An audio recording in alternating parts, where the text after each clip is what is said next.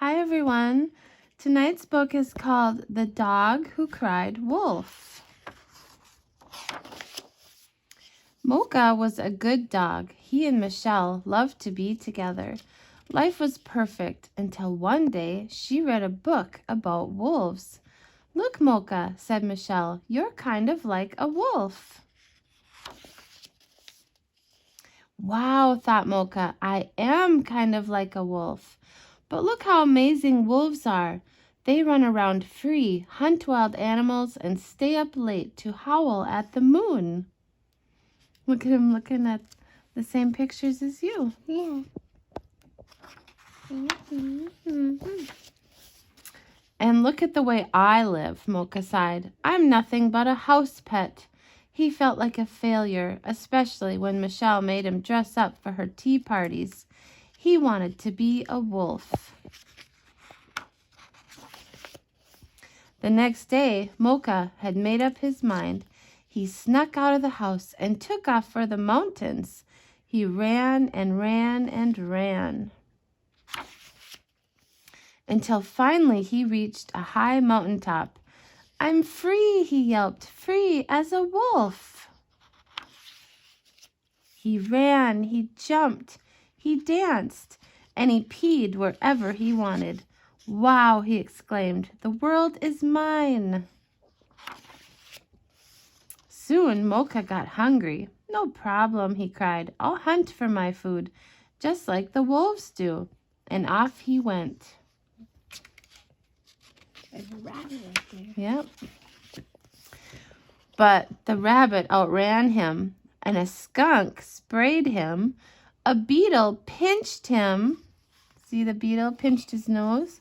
And even a field mouse made fun of him. He like digged the hole. Oh, yep. Then He tricked him. Then he like. Mm-hmm. And he looks like. By nightfall, Mocha was miserable. He missed Michelle. "I even miss her tea parties," he mumbled. "But I can't give up yet. There's just one more thing I have to try."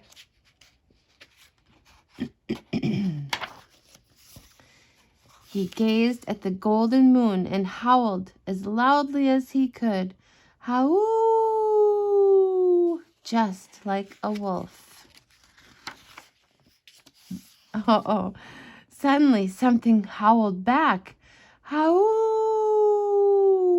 Howl!" And then again. "Howl!" Mocha froze. "Wolves!" he cried. "Real wolves!" Uh-oh. He turned and ran down the mountain. "I want to go home," he panted. "I never want to be a wolf again."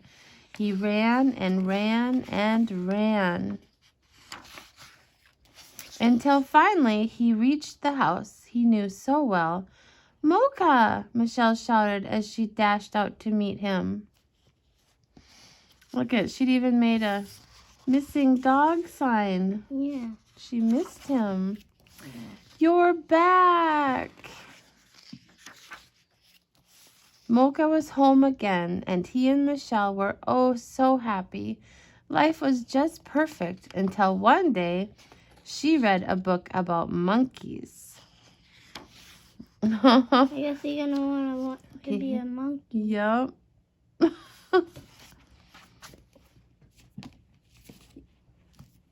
And our Bible story tonight, we're still reading about Joseph, remember? This one is called Sold, from Genesis 37. Here comes that dreamer. Joseph's brothers were out in the fields looking after the goats and sheep. They saw Joseph coming. "It's time we taught him a lesson," his brother Levi said. When Joseph reached the camp, the brothers grabbed him. They threw him into a deep pit. "What should we do with him?" Judah asked. Just then, some traders came along. They were on their way to Egypt. The brothers sold Joseph to the traders for 20 pieces of silver. But first, they tore off Joseph's fancy coat. The traders took him away in chains to be a slave. When the brothers got back home, they told their father that Joseph had been killed by a wild animal. They showed him Joseph's coat, which they had covered with goat's blood. Jacob wept and tore his clothes. His sons tried to comfort him, but Jacob would never stop crying for his beloved Joseph. Let's read one more. Joseph and his brothers, from Genesis 39 to 45. Joseph was not dead. He was alive in Egypt.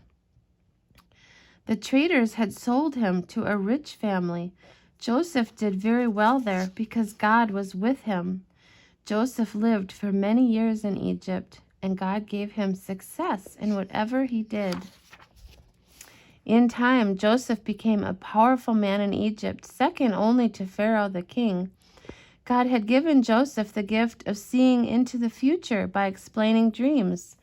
Pharaoh had 2 dreams that worried him. In one dream, 7 fat ears of grain were swallowed up by 7 thin ears of grain. In another, 7 fat cows were eaten by 7 skinny ones.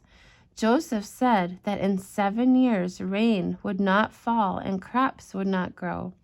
There would be a great famine. This meant that the people of Egypt had 7 years to get ready. 7 years later, the great famine came. Because of Joseph, Egypt had food, but people from other lands had none. One day, a family of brothers from the land of Canaan came before Joseph. They saw a handsome man in fine robes with a gold chain around his neck. They bowed down to him. The men were Joseph's brothers. The dreams he had when he was 17 had come true. Remember those dreams he had? That's why they got mad at him. When the brothers found out that the great man was their brother Joseph, they were afraid that he would punish them. But Joseph was glad to see them. He said, "Do not be afraid because of what you did to me. It was not you who sent me here, but God." Joseph sent for his father Jacob. Jacob and all his sons settled in Egypt in the land of Goshen. Their children and their children's children numbered as many as the stars in the sky. The people called themselves Israelites after the name God had given Jacob at Bethel. That's the end of that one.